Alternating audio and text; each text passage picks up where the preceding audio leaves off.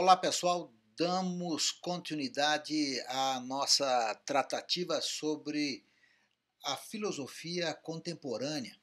Neste momento, nós vamos ver o que vai acontecer depois daquela contraposição entre o século XIX otimista e o século XX pessimista em relação à capacidade da razão, à questão do progresso da ciência. Então, em reação a isso, nós temos a pós-modernidade. Vamos retomar, então, a análise que nós já fizemos anteriormente.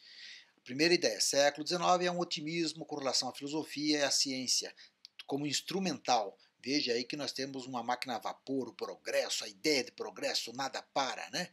Século XX, pessimismo, porque esse negócio do progresso, da evolução contínua e positiva, vai cair nas guerras, Primeira e Segunda Guerra, no totalitarismo, dominação, devastação de territórios. Então, a filosofia fica mais crítica, há uma noção de que é preciso não mais uma razão instrumental, mas uma razão crítica, né? Em relação a isso, criticando, portanto, analisando esses dois momentos, essas indefinições, nós temos, a partir de 1970, a chamada pós-modernidade, que questiona a capacidade da razão de conhecer a verdade. Então nós temos, nesse momento, a busca da individualidade, sem perspectiva de soluções políticas, a utopia está terminando, cada um por si, mas cabe a gente indagar se não é uma questão de razão indolente, a nossa razão é preguiçosa por conta dos novos tempos, da eletrônica e tal. Será que a nossa razão está ficando lenta, indolente, devagar? Vamos analisar isso então. Bom, a pós-modernidade surge em 1970, nos fins de 1970, e é importante que nós passamos a entender o por que pós-modernidade. O que era modernidade? Modernidade era a crença de que a ciência, a razão poderia resolver os nossos problemas, né? Antes era o poder nas grandes indústrias. Agora, na pós-modernidade, o poder econômico está no capital financeiro, o poder político também. É o setor da eletrônica, da automação, do celular, da internet, do rádio, do telefone celular, da comunicação instantânea, o mundo nas nossas mãos. Então, nós temos uma nova realidade que impacta na nossa vida. Quais eram, então, os ideais e os valores da modernidade? No campo do conhecimento, a modernidade dizia que tínhamos um racionalismo. A nossa razão podia tudo. O sujeito era uma pessoa separada do mundo, então o sujeito, a pessoa, tinha condições de conhecer o mundo. E também a razão tinha capacidade de conhecer a essência de tudo. No campo da prática, existia uma diferença entre a ordem natural, né, e da necessidade nossa do ser humano, né, de existir enquanto pessoa natural, e também o mundo da ordem humana, da ética, da política e das artes. Há uma distinção clara nesses dois mundos. E a afirmação do indivíduo enquanto agente livre, com vontade, com controle, paixões e ação.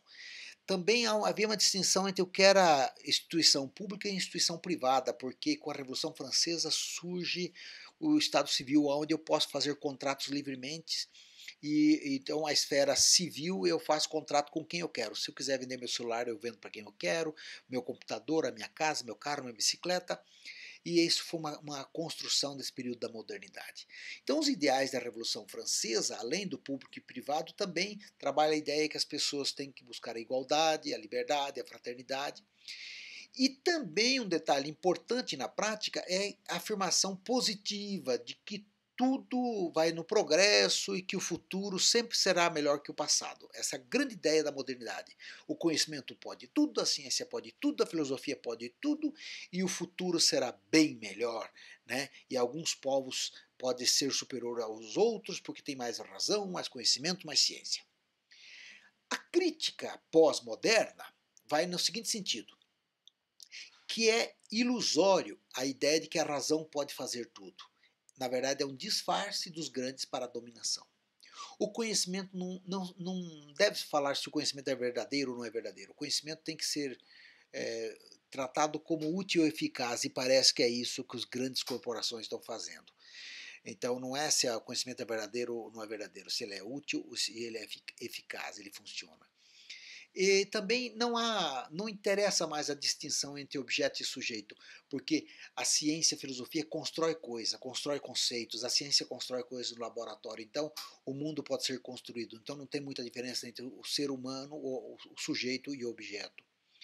E a recusa de que existe uma história universal ou uma história particular. Então, permite-se que as pessoas façam rebeliões rápidas para resolver seus problemas imediatamente. É uma ideia de que não vai ter solução na grande utopia do novo mundo. Né? É porque no século XIX tem a utopia que ou o liberalismo ia avançar e resolver o problema, ou o socialismo ia resolver os problemas. Surgiu as ditaduras, então agora não interessa mais essa grande história universal, agora interessa as rebeliões rápidas. Então, tanto a ordem natural como a ordem cultural são criações humanas. É tido como o homem faz o mundo, faz o seu momento. Concebe o humano não mais só racional, por mais razão do que paixão. Diz que o homem também é instinto, então tem que haver um equilíbrio. A ética não seria uma ação somente virtuosa, racional, mas também a felicidade. Há também uma desvalorização da política porque ficaram desanimados com as propostas tanto de um lado do socialismo como do outro do liberalismo. Né? Também dá importância às diferenças. Então as pessoas passam a ter gostos diferentes e como essa sociedade eletronicamente conectada instantaneamente passa a perceber as diferenças, começa a tratar as diferenças também, as individualidades começam a surgir. Mas Boaventura de Souza Santos, um filósofo brasileiro, disse que é importante que nós não deixemos a nossa razão vagabunda, digamos assim. Porque as ideias pós-modernas, elas não valorizam a razão. Então, é importante ter o pensamento crítico, que é criticar a propaganda, não entrar na onda da propaganda, criticar a sociedade que vigia, coloca câmera em todo lado, coloca organização dos espaços, invenção das doenças, as manifestações rápidas e controladas seriam de interesse das grandes corporações, porque elas, na verdade, deixam as manifestações acontecerem do jeito que eles querem. Então, ele faz uma análise disso que quando quem controla a comunicação quer que as pessoas vão para a rua, eles fazem as pessoas irem para a rua. No momento que elas querem que as pessoas não fiquem mais na rua se manifestando, eles também fazem isso. Então, a crítica também das novas divisões sociais, que o elogio da diferença, da diferença pobre e rico, a diferença de classe, pode ser usado também para mascarar a realidade. Então, ele diz o seguinte: nem tudo é igualdade absoluta, nem tudo é diferença absoluta. Então, lutar pela igualdade sempre que as diferenças nos discriminem e lutar pelas diferenças sempre quando a igualdade nos descaracterize. Interessante essa frase. Então, a filosofia do século XIX, otimista, século XX, pessimista, a pós-modernidade que vai criticar tudo isso, e ainda essa ideia de que o Boaventura Souza Santos fala que nós não devemos deixar nossa razão se perder. Esse caldo de informações novas pelas guerras, pelas experiências políticas, trazem desafios para a filosofia e a filosofia mudou. Novos temas, disciplinas e campos filosóficos. A ideia antiga era a seguinte, uma grande árvore da filosofia.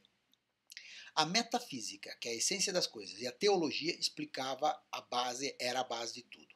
A lógica, o raciocínio coerente, dava explicações para isso para a nossa vida. Explicava, por um lado, a ética, a política, e também surge a filosofia da natureza, química, física e biologia, para entender e ter os conhecimentos mais apropriados da natureza.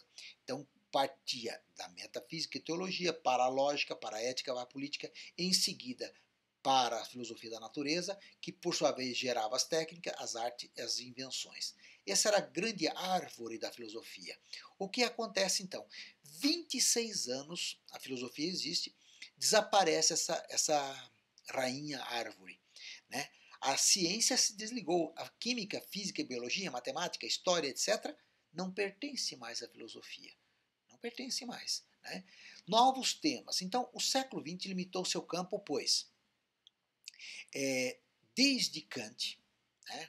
Kant trabalhou a ideia de que a razão e o mundo lá fora, o espaço e tempo, o entendimento da razão, é que tornava a realidade em si impossível. Ter uma metafísica é impossível. Conhecer a verdade do mundo em si era impossível, porque a nossa mente que conhece a nossa mente tem limitações. Ela conhece, ela tem capacidade, mas ela tem limitações.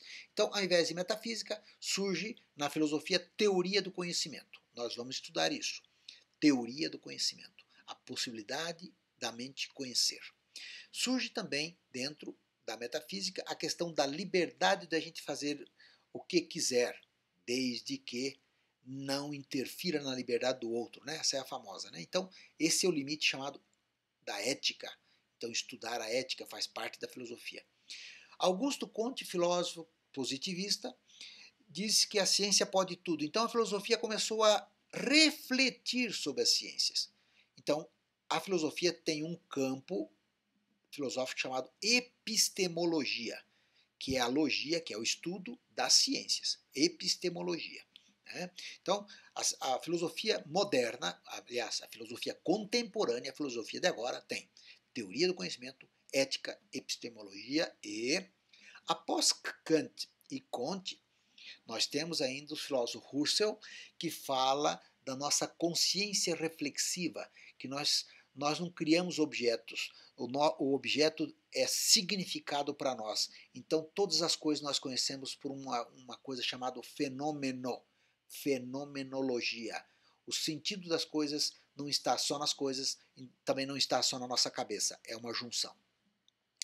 Wittgenstein, que está aqui, trabalha com a ideia de que a linguagem deve ser analisada. A filosofia analítica, a lógica, o funcionamento da linguagem, aquilo que a gente pensa, a gente fala.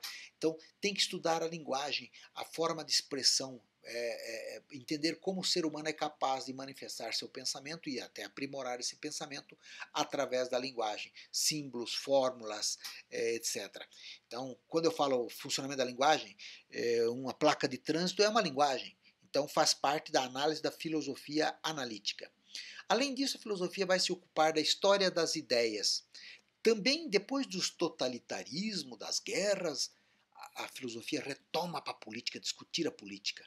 Uma outra coisa que a filosofia passa a se preocupar após 1960, quando as individualidades começam a aparecer, a questão do direito das minorias, mulheres, índios, homossexuais, idosos, crianças, etc. Então, esses são os novos campos de reflexão da filosofia. Vamos retomar aqui. Teoria do conhecimento, ética, epistemologia, fenomenologia, filosofia analítica, a história das ideias, a filosofia política e direito da minoria. Então, dessa certa forma, nós recolocamos a razão, a filosofia, para analisar novos conceitos, novos valores na filosofia contemporânea. É isso aí, pessoal. Muito obrigado pela participação de vocês e até a próxima.